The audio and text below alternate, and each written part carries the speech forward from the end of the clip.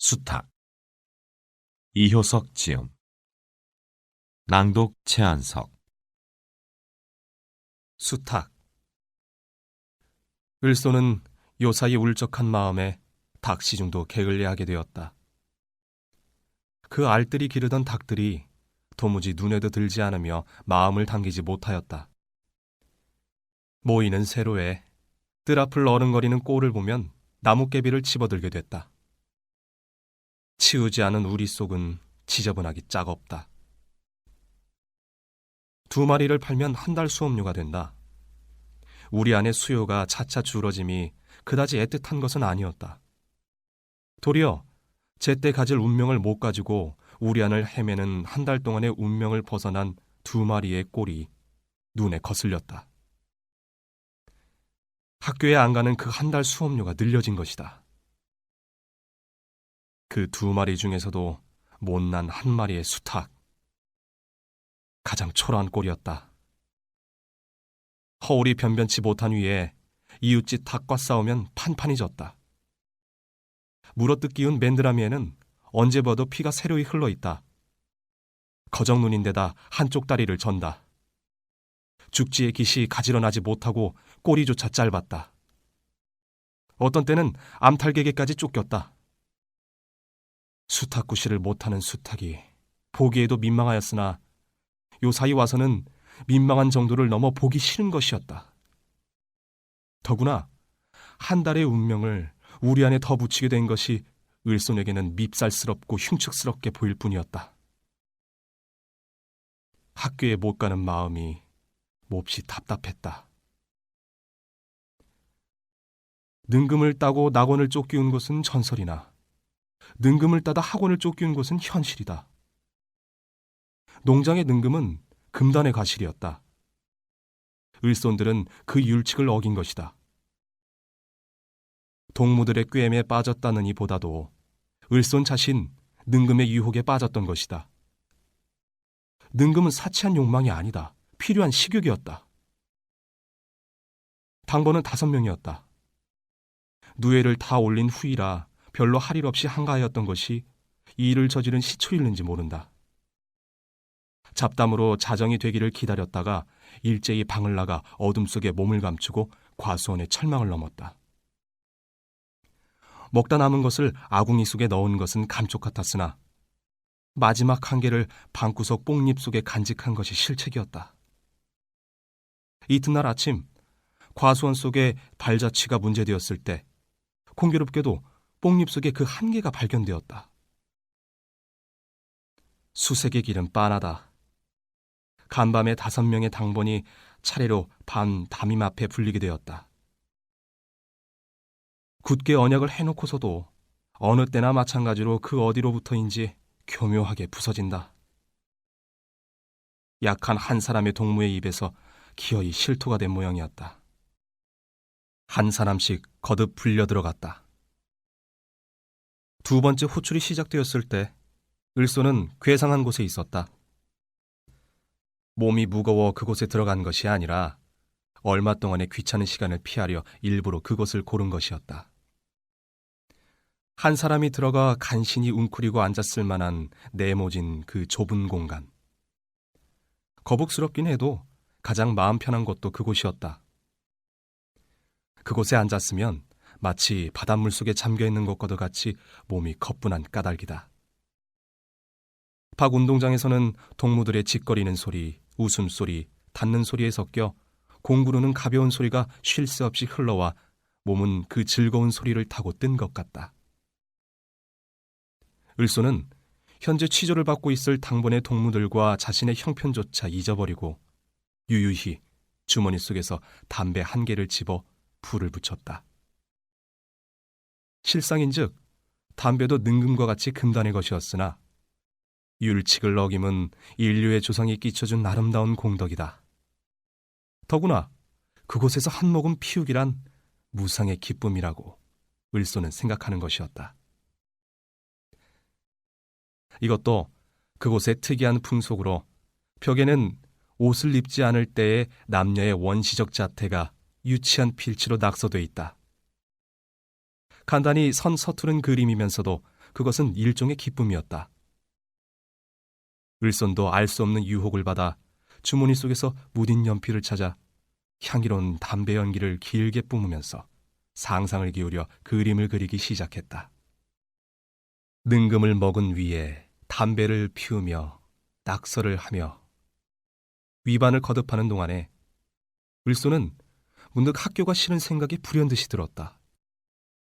가령 학교에서 능금을 딴 제자를 문초한 교사가 일단 집에 돌아갔을 때 이웃집 밭에 능금을 딴 어린 아들을 무슨 방법으로 처벌할 것이며 그 자신 능금을 따던 소년 시대를 추억할 때 어떤 감상과 반성이 생길 것인가? 또 혹은 학교에서 절제의 미덕을 가르치는 교사 자신이 불의의 정욕에 빠졌을 때 그 경우는 어떻게 설명해야 옳은 것인가?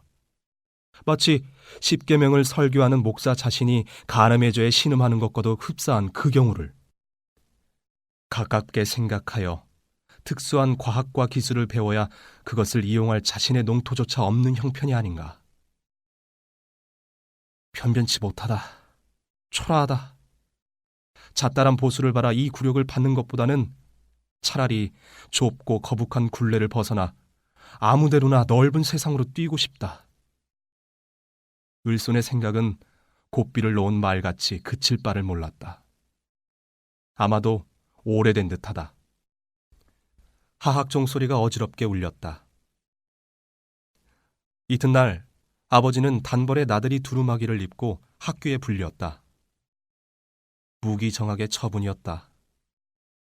아버지는 어안이 벙벙한 모양이었다. 정든 아들을 매질할 수도 없었으므로. 을소는 우리 안의 닭을 모조리 훌두드려 팔아가지고 내빼고 싶은 생각이 불같이 났으나 그것도 할 수 없어 빈손으로 집을 떠났다. 이웃 고을을 헤매이다가 사흘 만에 다시 집으로 돌아왔다. 밭일도 거들맥 없어 며칠을 천치같이 보낼 수밖에 없었다. 우리 안의 닭의 무리가 눈에 나 보였다. 가운데서도 못난 수탉의 꼴은 한층 초라하다. 고추장에 밥을 비벼 먹여도 이웃집 닭에게 지는 가련한 신세가 보기에도 안타까웠다. 못난 수탉, 내 꼴이 아닌가? 을소는 화가 버럭 났다.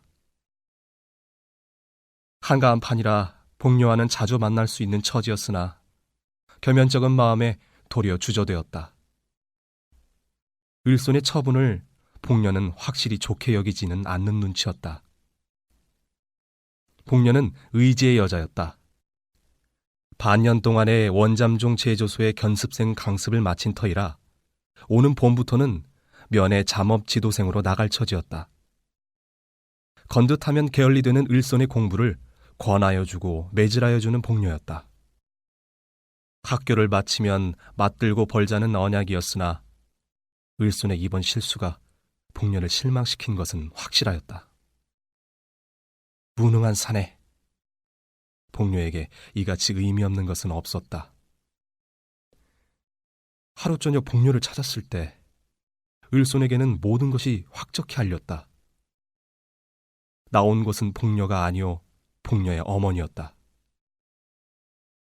앞으로 출입도 피차 찾지 못하게 될 것을 생각하니 섭섭하기 그지없네. 뜻을 몰라 우두커니 서 있으려니 복녀의 어머니는 말을 이었다. 기어이 알맞는 사람 하나를 구해봤네. 천근 같은 무쇠가 등골을 내리쳤다. 조합에 얌전한 사람이 있다기에 덕해지도 않고 작정해버렸어. 복녀는 찾아볼 생각도 못하고 을소는 허전허전 뛰어나왔다. 복녀의 뜻일까? 춘향모의 짓일까? 물을 필요도 없었다. 눈앞이 어둡고 천지가 헐어지는 것 같았다. 며칠 동안은 눈에 아무것도 어리우지 않았다. 앙상한 밤송이 같은 현실. 한 달이 넘어도 학교에서는 복교의 통지가 없다. 저녁 때였다. 닭이 우리 안에 들어 각각 잠자리를 차지하였을 때 마을 갔던 수탉이 어슬어슬 돌아왔다. 또 싸운 모양이었다. 찢어진 맨드라미에는 피가 생생하고 퉁겨진 죽지의 깃이 거꾸로 뻗쳤다. 다리를 저는 것은 일반이나 걸어오는 방향이 단전치 못하다. 자세히 보니 눈이 한쪽 찌그러진 것이었다. 감긴 눈으로 피가 흘러 털을 물들였다. 참혹한 꼴이었다. 측은한 생각은 금시에 미움의 감정으로 변하였다. 을소는 불같은 화가 버럭 났다. 그 꼴을 하고 살아서는 못해! 살기를 띤 손이 부르르 떨렸다. 손에 잡히는 것을 되고 말고 달개게 던졌다.